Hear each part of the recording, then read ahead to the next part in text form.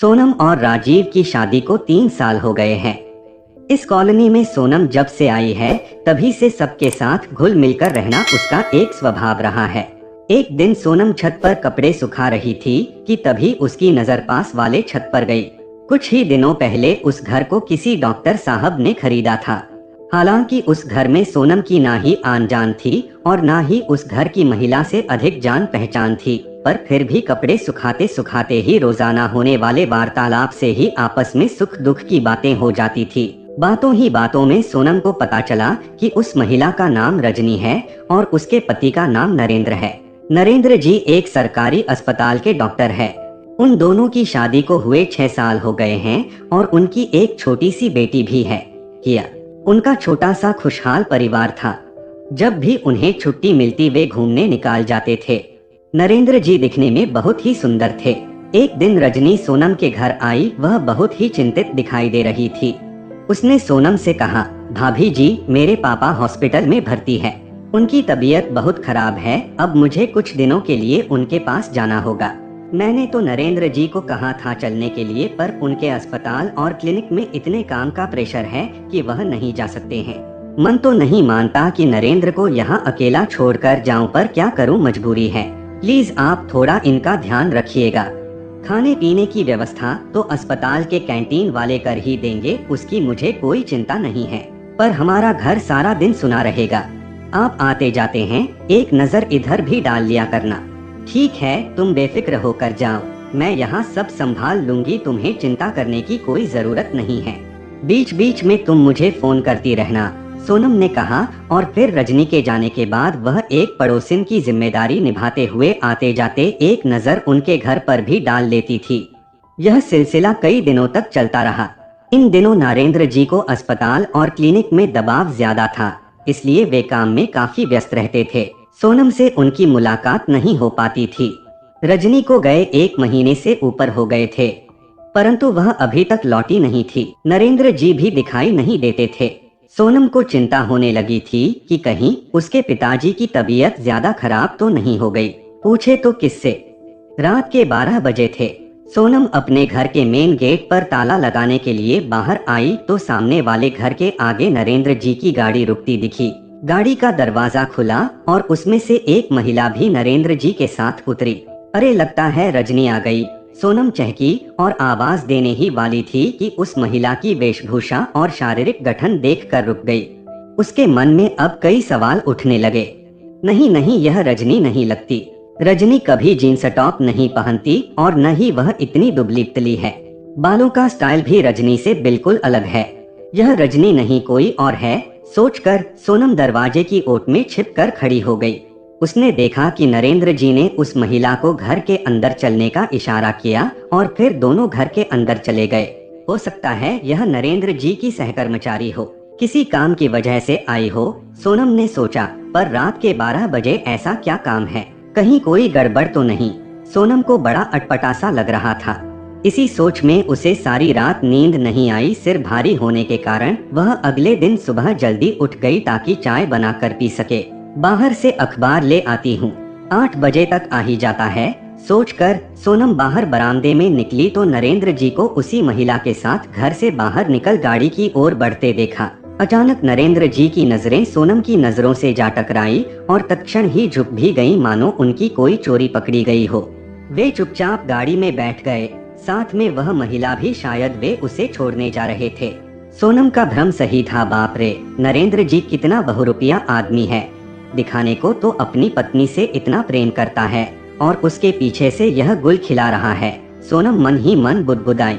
सोनम मन ही मन सोचने लगी कि पूरी रात यह औरत नरेंद्र जी के साथ घर में अकेली थी। सच, इस दुनिया में किसी पर भरोसा नहीं किया जा सकता। अरे, इससे अच्छे तो वे पति हैं जो भले ही अपनी बीवियों से रात दिन लड़ते रहते हों, पर दिल से प्रेम करते हैं। ये सब सोचते सोचते सोनम अंदर आ गई। अखबार लाकर मेज पर पटक दिया। अब न तो उसकी रुचि अखबार पढ़ने में रही थी और न ही चाय पीने की इच्छा रही थी। वह चादर ओढ़कर पलंग पर लेट गई और फिर रजनी के बारे में सोचने लगी। कितनी मासूम है रजनी।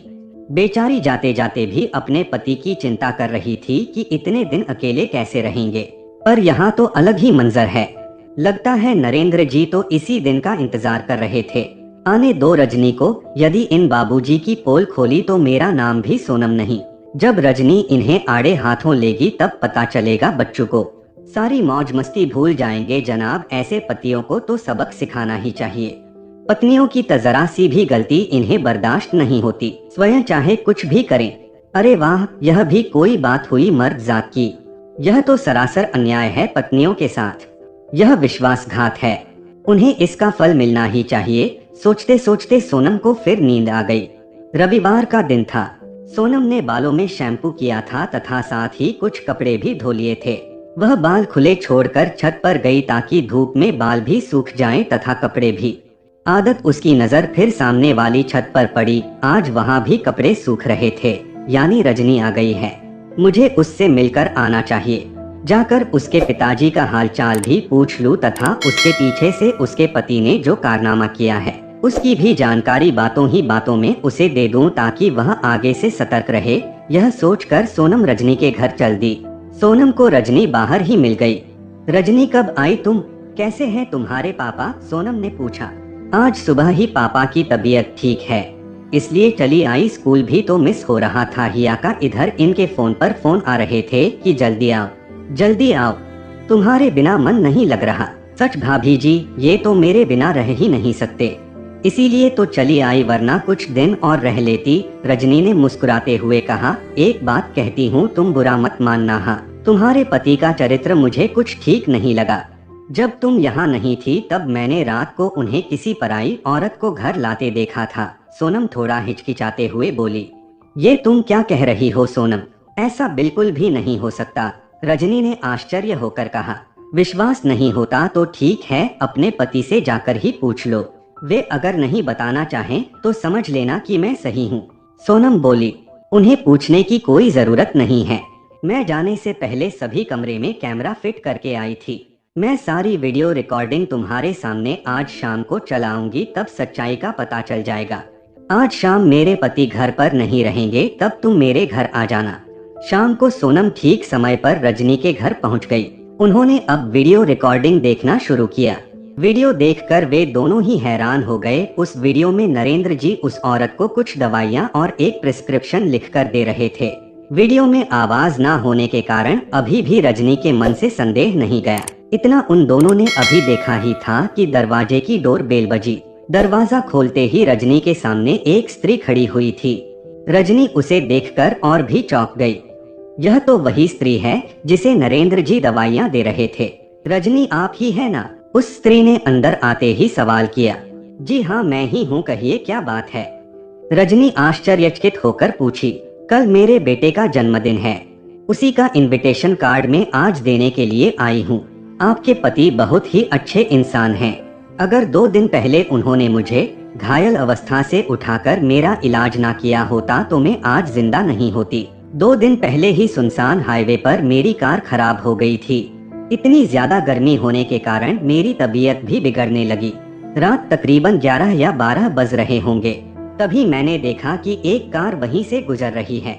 मैंने उनसे मदद मांगी।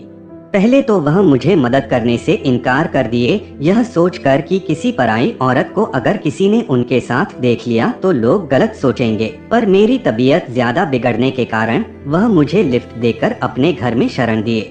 घर आकर मुझे पता चला कि वे एक डॉक्टर है। उन्होंने मुझे फिर दवाइयाँ दी और विश्राम करने के लिए कहा।